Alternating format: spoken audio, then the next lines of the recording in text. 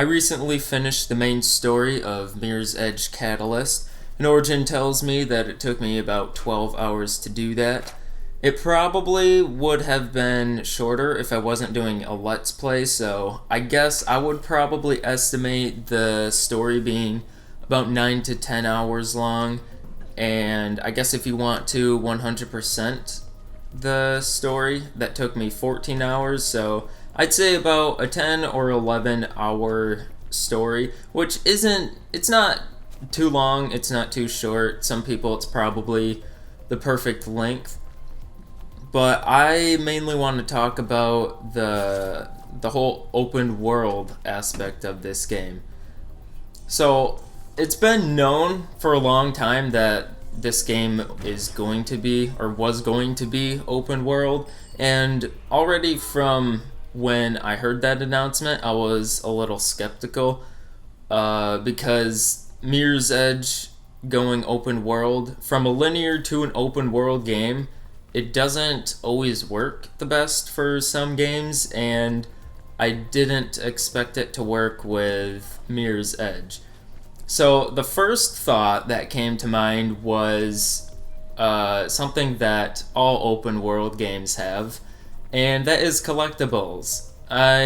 When I first heard it, I'm like, okay, open world, this game is going to be riddled with collectibles, and man, was I right on that. So I did a little research, and these are the list of collectibles. There are surveillance recordings, secret bags, documents, electronic parts, and grid leaks. And there's also like hackable billboards. I couldn't find much information on that, so I kind of excluded that from this. There are 12 surveillance recordings, about 14 secret bags, 21 documents, 178 electronic parts, and 214 grid leaks. Now, give or take, I don't know, 50, maybe not quite that many, but give or take some, because some of these collectibles can only be found in specific missions, and I think these are only counting the ones that are in the actual open world and not in the missions. So you add those together and that totals 439 collectibles. And to put it in perspective, I looked up a couple other games. Grand Theft Auto 5 launched with 182 collectibles, and with the release of the current gen console versions and the PC versions, they added 20 more, so a total of 202 collectibles. And if you want to include the stunt jumps, knife flights, and under the bridge, that's 317. So that is quite a bit, but I don't know if I would necessarily count the stunt jumps, knife flights, and flying under the bridges, but I decided to include them because they are similar to collectibles. The Division has 293 collectibles. I have no idea if there are actually more, because I think there's been more added to the world, but 293 at least, and Mad Max has 164. Now, I haven't played Mad Max, so I guess I don't really know what would be considered collectibles in that game, but either way, I thought The Division had a lot of collectibles, but then Mirror's Edge Catalyst came around with 439, and that's over 100 more collectibles than The Division.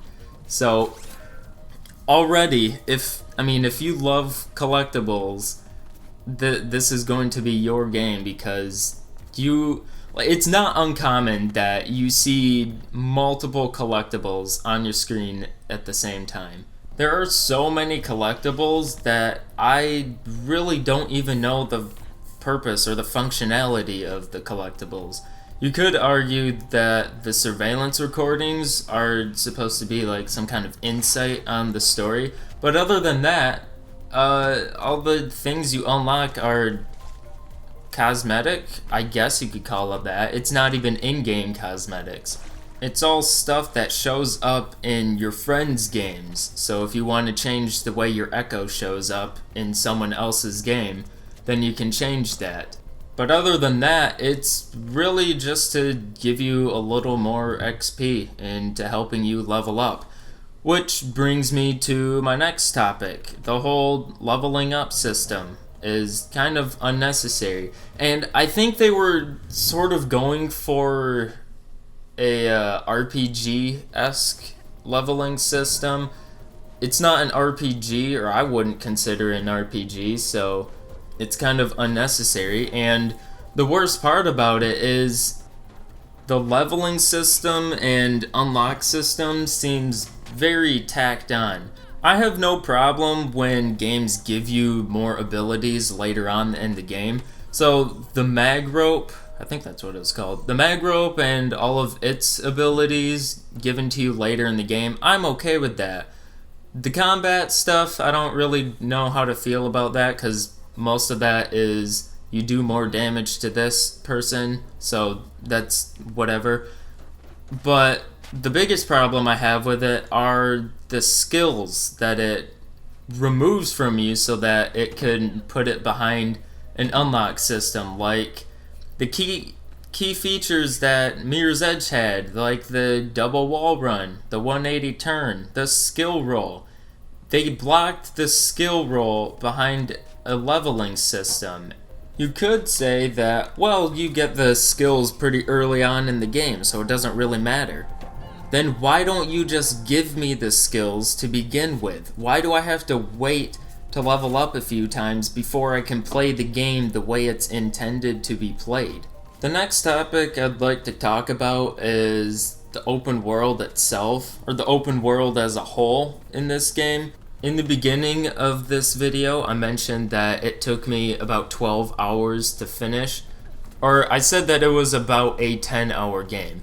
And I think if this game was a linear game, it probably would have shaved off an hour, maybe even 2. And that doesn't seem like much, but it's the idea that you're prolonging the game, or you're trying to make the game longer by forcing the player to travel from point A to point B. You're not just instantly brought from one mission to the next one. It's the travel time in between it adds to the game.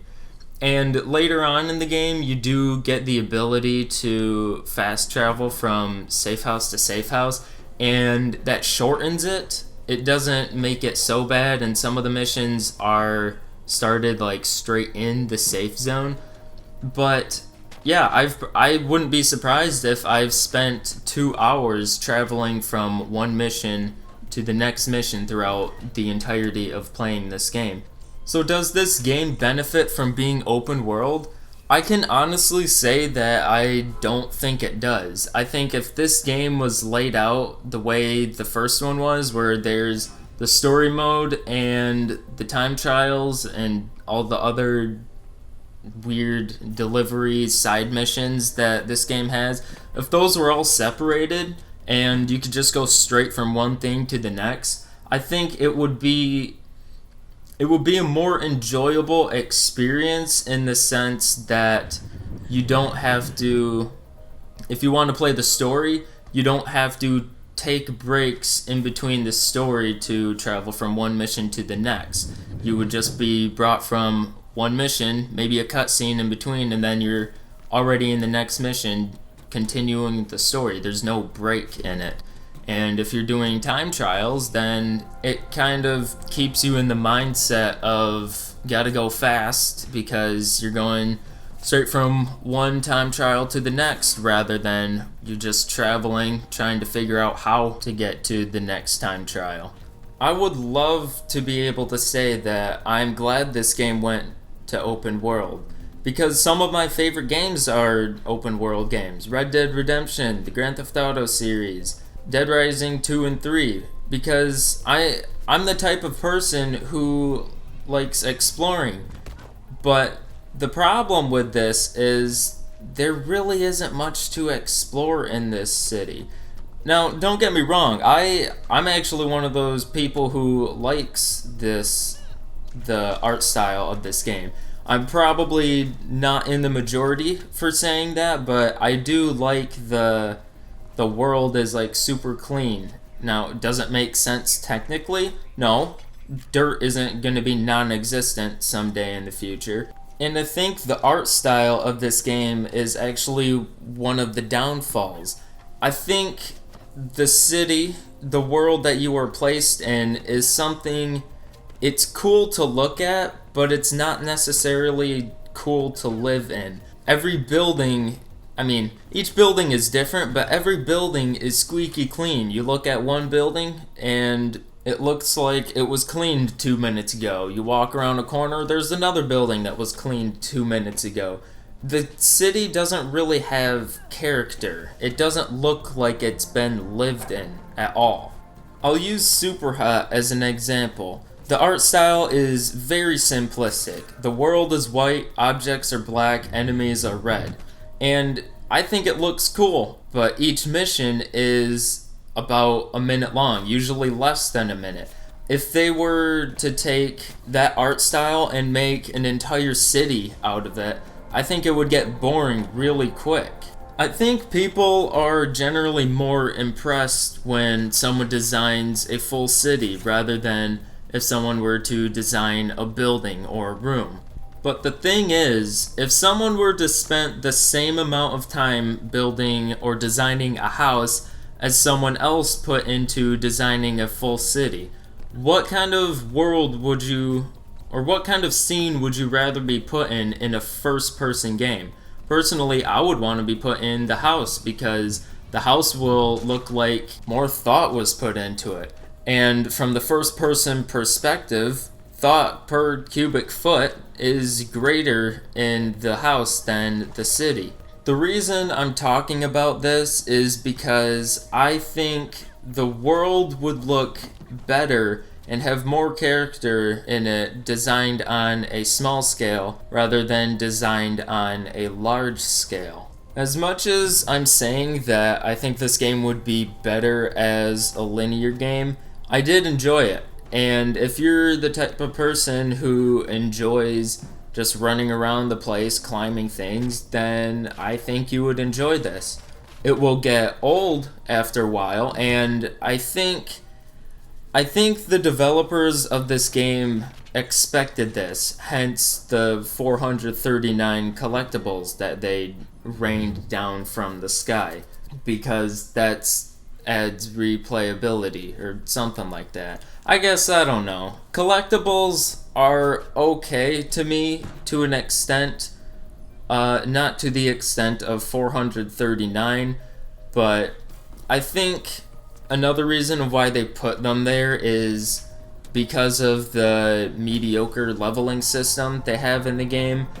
In games based on combat, you get XP for killing people, so they might have areas where you just kill low-level enemies and level up that way.